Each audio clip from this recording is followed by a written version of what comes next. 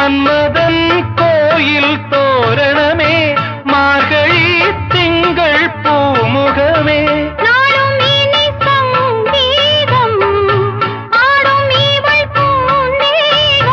அம்மம்மா அந்த சொர்க்கத்தில் சுகம் நன